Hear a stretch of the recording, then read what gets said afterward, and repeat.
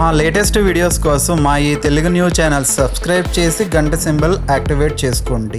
రేపే ఒకటి అతిపెద్ద పౌర్ణమి. రవి పుష్యయోగం 100 సంవత్సరాలకు వస్తుంది గనుక రాత్రి 9 లోపు ఈ ఆకును తినండి చాలు. నెలంతా ధనం వస్తూనే ఉంటుంది. కోటి జన్మల పుణ్యం వస్తుంది. ఎందుకంటే దాదాపు 100 సంవత్సరాల తర్వాత వస్తున్న అత్యంత శక్తివంతమైన రవి పుష్యయోగం ఈ పౌర్ణమి రోజున కలవబోతోంది. ఇలాంటి అరుదైన యోగం మన జీవిత కాలంలో మళ్ళీ చూడలేము. అందుకే ఈ పౌర్ణమి రోజు రాత్రి 9 గంటలలోపు ఈ ఒక్క ఆకును మీరు తింటే చాలు. ఇక మీ జీవితంలో ధనానికి లోటు అనేదే ఉండదు. మీ ఇంట్లో నెలంతా ధనం ప్రవాహంలా వస్తూనే ఉంటుంది. కోటి జన్మల పుణ్యం మీకు ఈ ఒక్క చిన్న పని వల్ల లభిస్తుంది. ఈరోజు ప్రత్యేకత ఏమిటంటే ఇది నెలలో మొదటి తారీఖుతో కలిసి వచ్చింది. 1వ తారీఖు అంటేనే ఒక కొత్త ఆరంభం, ఒక కొత్త శక్తి. అలాంటిది ఈ 1st తారీఖు అరుదైన యోగంతో కలిసి రావటం వల్ల దీని ప్రభావం కొన్ని వందల రెట్లు ఎక్కువగా ఉంటుంది. ఈరోజు ఈ ఒక్క ఆకును తినటం వల్ల మీకు ఉన్న పాపాలన్నీ పటాపంచలైపోయి కోటి జన్మల పుణ్యం మీ ఖాతాలో చేరుతుంది. చాలా కాలంగా మిమ్మల్ని వేధిస్తున్న ధన సమస్యలు, అప్పుల బాధలు, ఆర్థిక ఇబ్బందులు అన్నీ ఇట్టే మాయమైపోతాయి. అంతేకాకుండా మీ శరీరానికి అద్భుతమైన బలం వస్తుంది. ఒక రకమైన నూతన శక్తి మీలో ప్రవహిస్తుంది. మీ శరీరం వజ్రంలాగా దృఢంగా మారుతుంది. సాక్షాత్తు ఆ మహాలక్ష్మీదేవి అనుగ్రహం మీపై పరిపూర్ణంగా కలుగుతుంది. మరి ఇంతటి శక్తివంతమైన అద్భుతమైన ఆ ఆకు ఏమిటో, దాన్ని ఈరోజు ఎలా తినాలో ఈ వీడియోలో మనం ఇప్పుడు వివరంగా తెలుసుకుందాం. ఈ విషయాలు తెలుసుకునే ముందు ఇలాంటి మరిన్ని ఆధ్యాత్మిక విషయాల కోసం మన ఛానల్ని సబ్స్క్రైబ్ చేసుకోండి. అలాగే ఈ వీడియోకి ఒక చిన్న లైక్ చేసి కామెంట్ బాక్స్లో ఓం నమః శివాయ అని భక్తితో రాయండి. స్త్రీలు ఈ పౌర్ణమి రోజు మొదట సూర్యోదయానికి ముందే నిద్రలేవాలి. నిద్రలేచి బయట వాకిలంతా కూడా శుభ్రంగా కడుక్కొని చక్కగా మంచిగా ముగ్గును పెట్టుకొని కుంకుమ వేసుకొని అలంకరించుకోవాలి. తర్వాత ఇంట్లోకి వచ్చిన తర్వాత ఒక బకెట్ నీళ్లు తీసుకొని ఆ నీటిలో కొంచెం రాళ్ళ ఉప్పు కలిపి ఆ రాళ్ళ ఉప్పు కలిపిన నీటితో ఇంటిని శుభ్రపరచుకోవాలి. ఈ విధంగా చేయటం వల్ల ఇంట్లో ఉండే చెడు, కీడు, దిష్టి, నకారాత్మక శక్తులు అన్నీ కూడా తొలగిపోతాయి. తర్వాత ఇంటి గడపలకు కూడా చక్కగా పసుపు రాసుకొని కుంకుమ బొట్లు పెట్టుకోవాలి. తర్వాత స్నానం చేసి శుచిగా ఉండే వస్త్రాలు ధరించి చెంబుడు నీటిలో ఒక ఎర్రటి పుష్పాన్ని వేసి ఆ నీటిని సూర్య భగవానుడికి ఆర్జ్యం వదలాలి. అలాగే ఈరోజు ఇంట్లో ఖచ్చితంగా దీపారాధన చేసుకోండి. ఈ పౌర్ణమి రోజు మీ ఇష్టదైవాన్ని పూజించుకోవచ్చు, లేదా లక్ష్మీదేవిని పూజించుకోవచ్చు, లేదా లలిత అమ్మవారిని అయినా సరే పూజించుకోవచ్చు. ఈరోజు చేసే పూజలకు రెట్టింపు పుణ్య ఫలితం అనేది లభిస్తుంది. కాబట్టి మీ పూజ గదిలో మీ ఇష్టదైవం చిత్రపటానికి కానీ, లేదా లక్ష్మీదేవి చిత్రపటానికి కానీ, లేదా లలితాదేవి చిత్రపటానికి కానీ గంధం రాసి కుంకుమ బొట్లు పెట్టి పసుపు రంగు పుష్పాలతో అందంగా అలంకరించుకోండి. తర్వాత 2 పిండి దీపాలను వెలిగించాలి. బియ్యపు పిండితో కానీ గోధుమ పిండితో కానీ పిండి దీపాలు తయారు చేసి ఆ దీపంలో చక్కగా ఆవు నేతిని పోసి 5 ఒత్తులు వేసుకొని చక్కగా దీపారాధన చేసుకోవాలి. ఇలా 2 పిండి దీపాలను వెలిగించండి.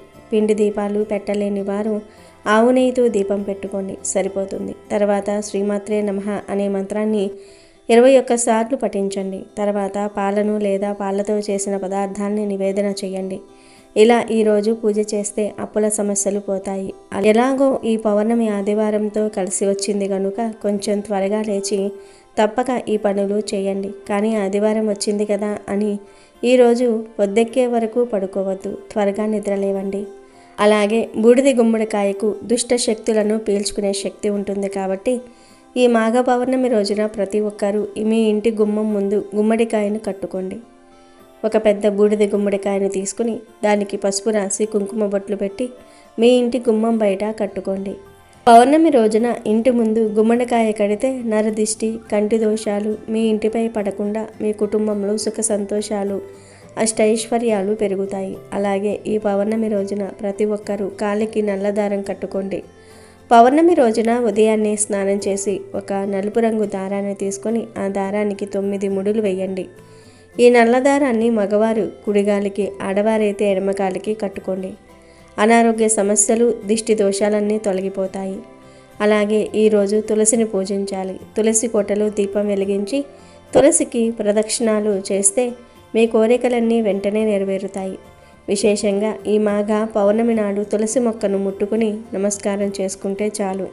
మీ జాతకంలో అదృష్టం తాండవిస్తుంది. ఇక మీకు పట్టిందల్లా బంగారం అవుతుంది. అంతేకాదు ఈ పౌర్ణమి రోజున రవి పుష్యమి యోగం కూడా కలిసి వచ్చింది కాబట్టి బంగారము లేదా వెండి వస్తువులను కొనాలని అనుకునేవారు ఈరోజు కొనుక్కోండి. మంచి ఫలితాలు కలుగుతాయి. మాఘ పౌర్ణమి రోజున చేసే స్నానాల వలన, పూజల వలన, దానాల వలన వ్యాధుల నుంచి, బాధల నుంచి విముక్తి కలుగుతుంది. పుణ్యఫలాల విశేషం కారణంగా ఉన్నతమైన జీవితం లభిస్తుంది. మరణం అనంతరం కోరుకునే శాశ్వత స్వర్గలోక ప్రాప్తి కలుగుతుంది. ఇక మహాలక్ష్మి అమ్మవారిని ప్రసన్నం చేసుకునేందుకు అమ్మవారిని కానీ విష్ణుమూర్తిని కానీ ఈరోజు పద్మాలతో అర్చించాలి. అటు మహాలక్ష్మికే కాదు ఇటు పార్వతీదేవికి కూడా మాఘ పౌర్ణమి ప్రత్యేకమైనదే. భూమి మీద ఒక శంకు రూపంలో పడిన పార్వతీదేవి దక్ష ప్రజాపతి చెయ్యి సోకగానే బాలికగా మారిపోయింది. ఆ బాలికకు సతీదేవి అన్న పేరు పెట్టి అల్లారు ముద్దుగా పెంచుకున్నాడు దక్షుడు. శంకువు సతీదేవిగా మారిన రోజు మాఘ పౌర్ణమే. ఇక మునులలో అతి ప్రసిద్ధుడైన కపిల మహర్షి జన్మించింది కూడా ఈ రోజే అని కొన్ని చోట్ల ప్రస్తావించబడింది. ఇలా మాఘ పౌర్ణమికి అనేక ప్రత్యేకతలు ఉన్నాయి. అలాగే మాఘ పౌర్ణమి రోజు ఎవరైతే నువ్వులు దానం ఇస్తారో వారికి ఉండే సమస్త దోషాలు తొలగిపోతాయి. ఈరోజు నువ్వులను ఆహారంలో స్వీకరించిన దోషాలు పోతాయి. ఆహారంలో నువ్వులతో చేసిన పదార్థాలు ఖచ్చితంగా తినండి. వీలైతే 1.25 కేజీంపావు అంటే కేజీంపావు నల్ల నువ్వులు నలుపు రంగు వస్త్రంలో కట్టి బ్రాహ్మణుడికి దానం ఇవ్వండి. సమస్త జాతక దోషాలు తొలగిపోతాయి.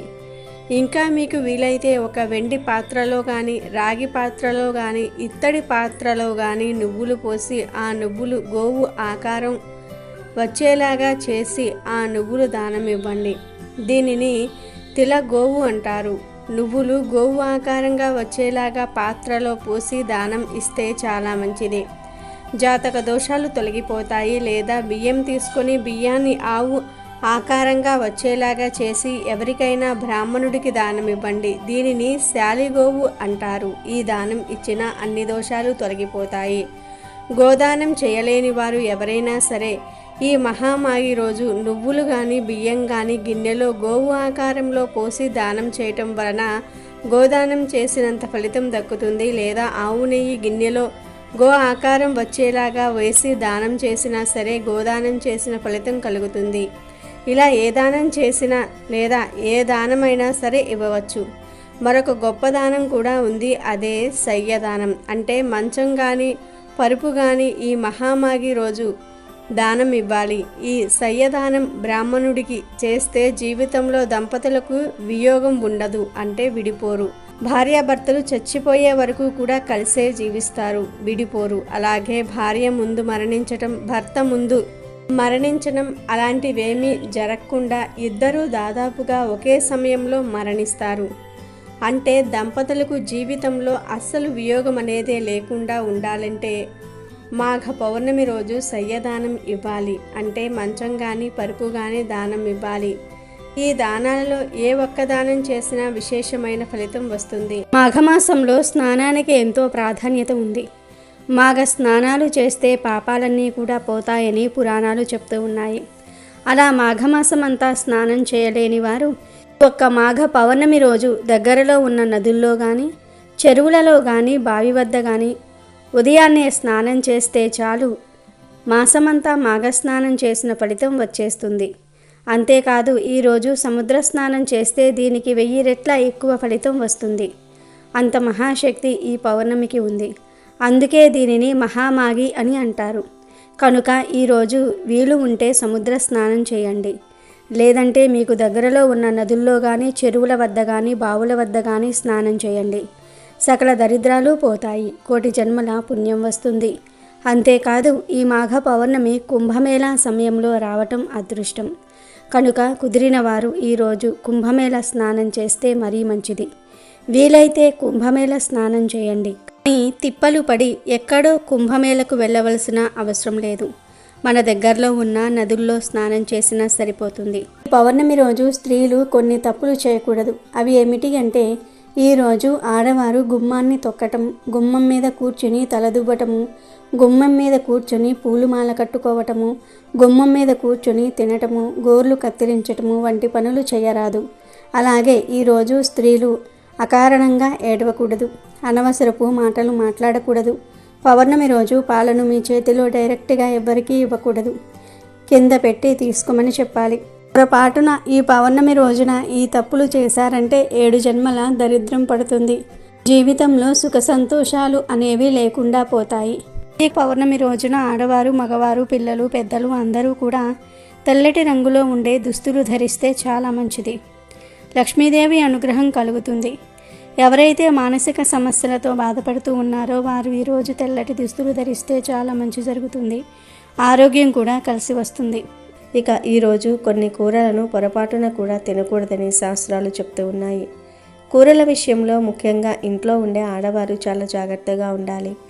ఎందుకంటే వారు వండే కూరనే యజమాని నుండి పిల్లల వరకు అందరూ తింటారు కాబట్టి ఆ ప్రభావం అందరి మీద ఉంటుంది. అసలు ఈ పౌర్ణమి రోజు ఏ కూరలు వండకూడదు అంటే ముందుగా ఈరోజు పొరపాటున కూడా వంకాయ కూరను వండకూడదు, తినకూడదు. అసలు ఈరోజు వంకాయను బయట నుండి కొని ఇంటికి కూడా తీసుకురాకూడదు అని శాస్త్రాల్లో ఉంది. కాబట్టి ఈరోజు ఆడవారు వంకాయ కూరను వండకండి. మామూలు వంకాయను, గుత్తి వంకాయను, తెల్ల వంకాయను, ఏ వంకాయను ఈరోజు తినకూడదు. కూరల రూపంలో కావచ్చు, పచ్చడి రూపంలో కావచ్చు, ఫ్రైల రూపంలో కావచ్చు, పప్పుచారులో వేసుకొని కావచ్చు, ఏ రూపంలోనూ ఈరోజు వంకాయను తినకూడదు. కాదని తింటే అప్పుల పాలైపోతారు. వచ్చే సంవత్సరం మాఘ పౌర్ణమి వరకు కష్టాలు వచ్చే అవకాశం ఉంది కనుక అసలు ఈరోజు వంకాయను తినకండి. అలాగే ఈరోజు ఎట్టి పరిస్థితుల్లోనూ కూడా పాలకూరను వండకూడదు. ప్రత్యేకించి కొన్ని శాస్త్రాల్లో ఇలా ఈ పౌర్ణమి రోజు పాలకూర తినకూడదు అని చెప్పి రాయటం జరిగింది. కాబట్టి ఈరోజు పాలకూర తినటం వల్ల మనం జీవితాంతం కష్టాలు అనుభవించాల్సి వస్తుంది. కాబట్టి ఈరోజు ఎట్టి పరిస్థితుల్లోనూ కూడా పాలకూర అనేది ఇంటికి తెచ్చుకోకూడదు, వండుకోకూడదు, తినకూడదు. పాలకూర పులుసు, ఫ్రై, పాలకూర పప్పు, పాలక్ పన్నీరు ఇలా ఏ రూపంలోనూ కూడా పాలకూర తినవద్దు. ఈ పౌర్ణమి రోజు పాలకూర తింటే కష్టాలు పట్టి పీడిస్తాయి కనుక జాగ్రత్తగా ఉండండి. ఇక తర్వాత వచ్చేసి పెసరపప్పు. ఈరోజు పెసరపప్పు కొని ఇంటికి తెచ్చుకున్నా లేదా వండుకొని తిన్నా లేనిపోని కష్టాలు వస్తాయి. మన యొక్క శాస్త్రాల్లో కూడా ఈరోజు పెసరపప్పును ఇంటికి కొని తెచ్చుకోకూడదు, వండుకోకూడదు, తినకూడదు. కాదని తెచ్చుకొని తింటే వాళ్లకు సర్వ బాధలు అనేవి కలుగుతాయి, అనారోగ్య సమస్యలు అనేవి వస్తాయి, లేనిపోని గొడవలు భార్యాభర్తల మధ్య జరుగుతూ ఉంటాయి, కుటుంబ చింతలు అనేవి పెరిగిపోతూ ఉంటాయి. ఇలా రకరకాలుగా అనేక రకాలైన సమస్యలు, బాధలు అనేవి కొని తెచ్చుకున్నట్లు అవుతుంది అని చెప్పారు. కాబట్టి ఎట్టి పరిస్థితుల్లోనూ కూడా ఈరోజు పెసరపప్పు జోలికి మీరు వెళ్ళకండి. మామూలుగా కందిపప్పు, ఎర్రపప్పు, మినప్పప్పు ఇలాంటి పప్పులు ఈరోజు తినవచ్చు, వారికి అడ్డేమీ లేదు. కానీ పెసరపప్పు ఒక్కదాన్ని మాత్రం ఈరోజు అవాయిడ్ చేయండి. ఇక తర్వాత కూరగాయ వచ్చేసి బీరకాయ. ముఖ్యంగా బీరకాయ అనేది కొన్ని గ్రహాలకు అంకితం చేయబడి ఉంటుంది. కాబట్టి ఈరోజు బీరకాయను ఇంటికి కొని తెచ్చుకోవటం కానీ, లేదంటే బీరకాయ కూర వండుకోవటం కానీ, పచ్చడి చేసుకోవడం కానీ, బీరకాయ ఫ్రై వండుకోవటం కానీ, బీరకాయను పప్పులో వేసుకొని వండటం కానీ ఎట్టి పరిస్థితుల్లోనూ కూడా చేయకూడదు. లేనిపోని కష్టాలు వస్తాయి. అంతేకాదు ఈరోజు బీరకాయ కూర తింటే సంవత్సరమంతా ఆరోగ్య సమస్యలు వచ్చే అవకాశం ఉంది. అంటే మామూలుగా అయితే బీరకాయ ఆరోగ్యానికి చాలా మంచిది, కానీ ఈ ఒక్కరోజు మాత్రం బీరకాయ అనారోగ్యాన్ని తెస్తుంది కనుక గుర్తుపెట్టుకొని ఈరోజు బీరకాయ తినకుండా జాగ్రత్తగా ఉండండి. వీటితో పాటుగా మీరు ముల్లంగిని కూడా ఎట్టి పరిస్థితుల్లోనూ కూడా ఈరోజు తినకూడదు. ముల్లంగిని సాధారణంగా సాంబార్లో, పప్పుచారులో వేస్తూ ఉంటారు. ముల్లంగి ఫ్రై కూర కూడా వండుతూ ఉంటారు, చాలా బాగుంటుంది. కానీ ఈ ఒక్కరోజు మాత్రం ముల్లంగికి దూరంగా ఉండండి, లేదంటే సమస్యలు వస్తాయి. అలాగే గుమ్మడికాయను పొరపాటున కూడా ఈరోజు తినవద్దు. చాలామంది గుమ్మడికాయ జ్యూస్ను తాగటం అలవాటు చేసుకుంటున్నారు. ఈ జ్యూస్ తాగితే బరువు తగ్గుతారు. ఈ జ్యూస్ చాలా మంచిది, కానీ ఈ ఒక్కరోజు మాత్రం ఆ జ్యూసు తాగవద్దు. బూడిద గుమ్మడికాయను ఏ రూపంలోనూ తినవద్దు. బూడిద గుమ్మడికాయను సాధారణంగా దిష్టి తీయడానికి వాడతారు. మీరు కావాలంటే ఈరోజు బూడిద గుమ్మడికాయ ఒక్కటి తెచ్చుకుని దానికి పసుపు, కుంకుమ బొట్లు పెట్టి ఇంటి గుమ్మానికి కట్టుకోవచ్చు, కానీ తినకూడదు. బూడిద గుమ్మడికాయ ఒక్కటే కాదు, తీపి గుమ్మడికాయ కూడా ఈరోజు తినకూడదు. అది కూర రూపంలో కానివ్వండి, వడియాల రూపంలో కానివ్వండి, దప్పలం రూపంలో కానివ్వండి, స్వీట్ రూపంలో కానివ్వండి, గుమ్మడికాయను ఎట్టి పరిస్థితుల్లోనూ కూడా మీరు ఈరోజు ఇంట్లో వండకూడదు. తర్వాత కూర పొట్లకాయ. పొట్లకాయను కూడా ఈ రోజున ఎట్టి పరిస్థితుల్లోనూ కూడా తినకూడదు. కనుక పొట్లకాయ కూర, పొట్లకాయ పప్పు, పొట్లకాయ పెరుగు పచ్చడి ఇలాంటివి ఈరోజు ఇంట్లో వండవద్దు. ఇంట్లో అనే కాదు, బయట హోటల్స్లో, రెస్టారెంట్స్లో, కర్రీ పాయింట్స్ దగ్గర ఎక్కడా కూడా ఈ కూరలను కొనవద్దు, తినవద్దు. అంతేకాదు ఈ పౌర్ణమి మాఘ ఆదివారంతో కలిసి వచ్చింది కనుక ఈరోజు ఉసిరికాయను కూడా తినకూడదు. చెట్టు నుండి కూడా కోయకూడదు. ఇక ఆ తర్వాత ఈరోజు క్యాలీఫ్లవర్ కూడా తినకూడదు. క్యాలీఫ్లవర్ కూడా ఈ పౌర్ణమి రోజు ఇంటికి తెచ్చుకోకూడదు, వండకూడదు, తినకూడదు. క్యాలీఫ్లవర్ అంటే చాలామందికి ఇష్టం ఉంటుంది, కానీ ఈ ఒక్కరోజు మాత్రం క్యాలీఫ్లవర్ తినకూడదు అని శాస్త్రాల్లో ఉంది. క్యాలీఫ్లవర్ కూర, ఫ్రై, 65 ఇలాంటివేమీ ఈరోజు తినొద్దు. లేనిపోని సమస్యలను కోరి తెచ్చుకోవద్దు. అలాగే ఈరోజు పుట్టగొడుగులను కూడా అసలు టచ్ చేయొద్దు. ఈరోజు పుట్టగొడుగులు తింటే ఖచ్చితంగా అనారోగ్య సమస్యలు వచ్చే ఛాన్సెస్ ఉన్నాయి, గుర్తుపెట్టుకోండి. ఈ వెజ్ కూరలతో పాటుగా ఈరోజు నాన్ వెజ్ కూడా తినకూడదు. అంటే చికెను, మటను, ఫిష్, పీతలు, నత్తలు, చేపలు, రొయ్యలు, ఎండు చేపలు, ఎండు రొయ్యలు, ఆఖరికి గుడ్లు కూడా తినకూడదు. కోడిగుడ్డును చాలామంది కూడా శాకాహారంగా భావిస్తూ ఉంటారు. కాబట్టి ఒక ఆమ్లెట్ రూపంలో కానివ్వండి, లేదా ఉడకబెట్టుకొని కానివ్వండి, లేదా చిన్నపిల్లలు ఇంట్లో ఎవరైనా ఉంటే అలాంటి వారికి కోడిగుడ్డును ఉడకబెట్టి ఇచ్చేసి తినమని చెప్తూ ఉంటారు. కానీ కోడిగుడ్డు కూడా మాంసాహారంతోటే సమానం. ఎందుకంటే ఏ చెట్టుకి కోడిగుడ్డు అనేది కాయట్లేదు కదా, కోడి పెడితేనే గుడ్డు వస్తుంది. కాబట్టి కోడిగుడ్డు కూడా మాంసాహారంతోటే సమానం. ఇంకా ఎక్కువగా చెప్పాలంటే కోడిగుడ్డే ఇంకా మాంసాహారం అన్నమాట. కాబట్టి కోడిగుడ్డు కూడా ఈరోజు తినరాదు. ఆదివారం సెలవు రోజు కాబట్టి చాలామంది ఈరోజు నాన్ వెజ్ తెచ్చుకుంటూ ఉంటారు. కానీ ఆదివారం పౌర్ణమి తిథి కలిసి వచ్చింది కనుక పొరపాటున కూడా నాన్ వెజ్ తినవద్దు. కాబట్టి ఆదివారం సెలవుని మాంసం జోలికి వెళ్ళకండి. మీ కుటుంబం బాగుండాలని, ఆయురారోగ్యాలు కలగాలని కోరుకుంటే ఈ ఒక్కరోజు నాన్ వెజ్ మానేయండి. ముఖ్యంగా మగవారు ఈరోజు ఇంట్లో నాన్ వెజ్ వండకపోతే సాయంత్రం అవ్వగానే నూడిల్స్ బండి దగ్గరకు వెళ్ళిపోయి నీచు కలిపిన పదార్థాలు తినేస్తూ ఉంటారు. Noodles, manchuria, egg fried rice ఇలా నాన్ వెజ్ తినేస్తూ ఉంటారు. కానీ ఈ ఒక్కరోజు అలా చేయవద్దు. ఈ ఒక్కరోజు నాన్ వెజ్ తినవద్దు. కనీసం ఎగ్ కలిసినవి కూడా ఈరోజు తినకూడదు. మహాపాపం తగులుతుంది. దేవతల ఆగ్రహానికి గురి కావాల్సి వస్తుంది. మీకు బయటకు వెళ్ళి తినాలనిపిస్తే వెజ్ ఐటమ్స్ తినండి అంతే.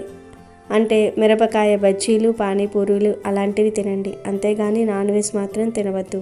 కనుక ఈరోజు మగవారు, కుర్రపిల్లలు బయటికి వెళ్ళినప్పుడు దయచేసి ఎవరు కూడా నాన్ వెజ్ తినవద్దు. ఇంట్లో కూడా నాన్ వెజ్ వండవద్దు, తినవద్దు. ఈ ఒక్కరోజు తినకుండా ఉండండి.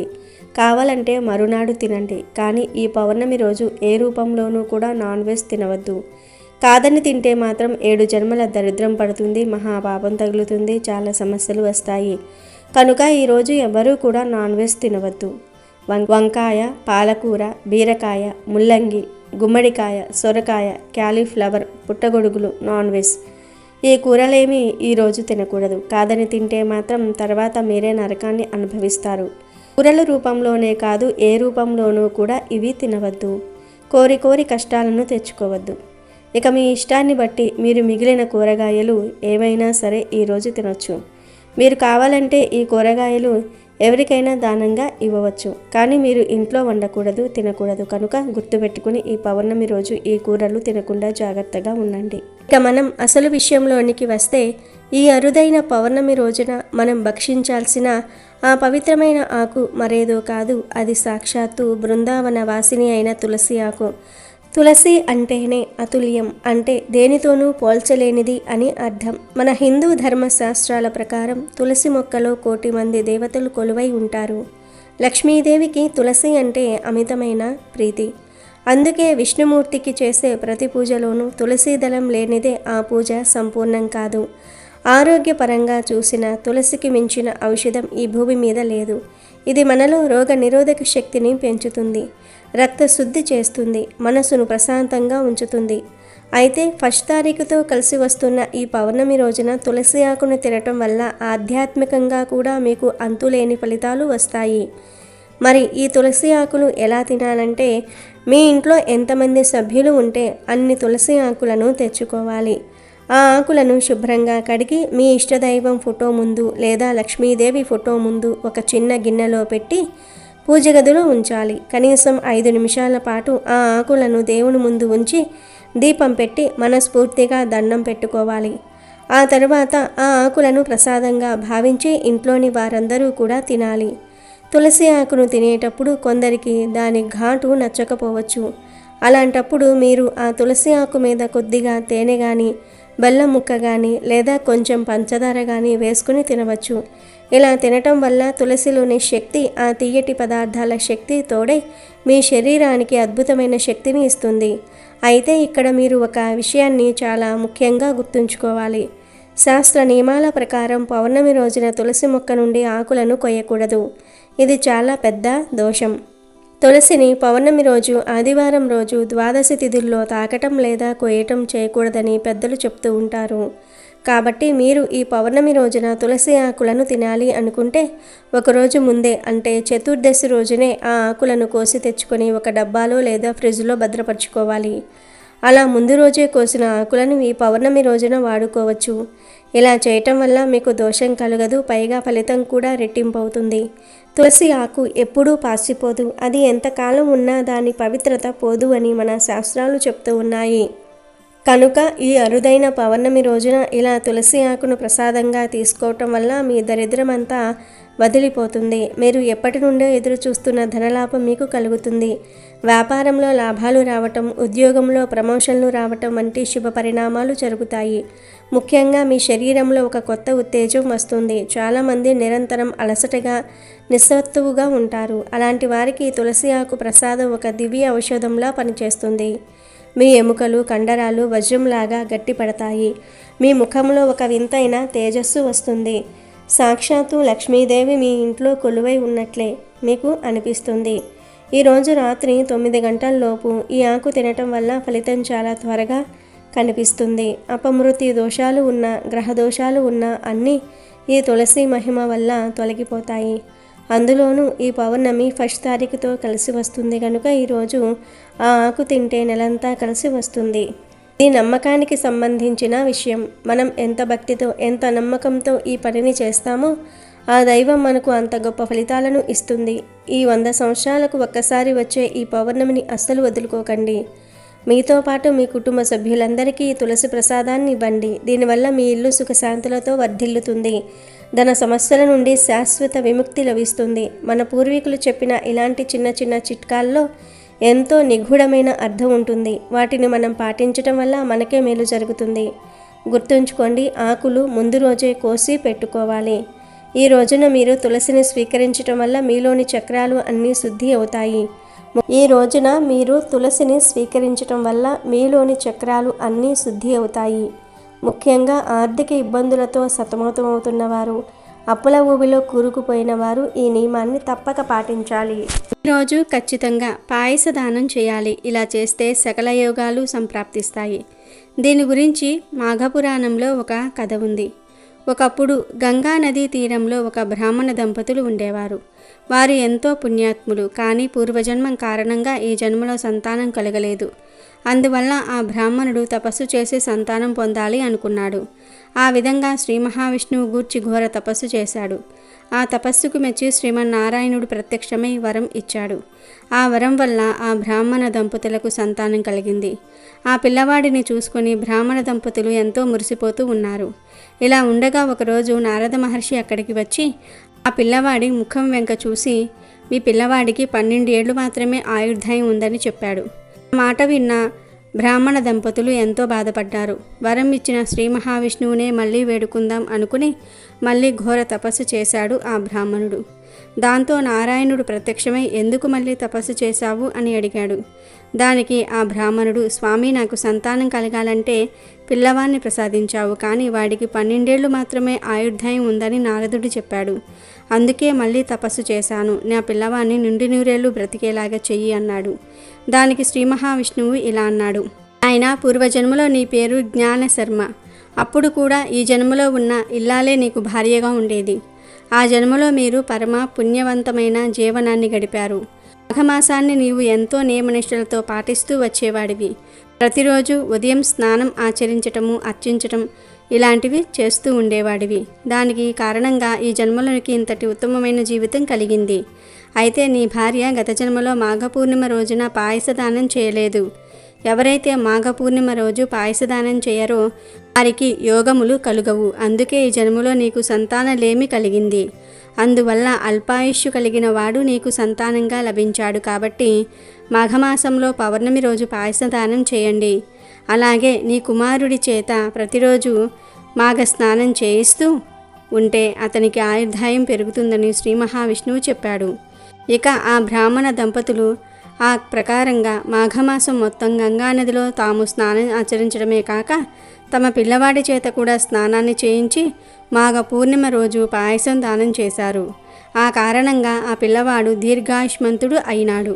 కాబట్టి ఎవరైతే మాఘ పౌర్ణమి రోజు పాయసదానం చేస్తారో, మాఘమాస స్నానాన్ని ఆచరిస్తారో వారికి ఆయురారోగ్యాలు, ఐశ్వర్యాలు, జ్ఞానమోక్షం కలుగుతుంది.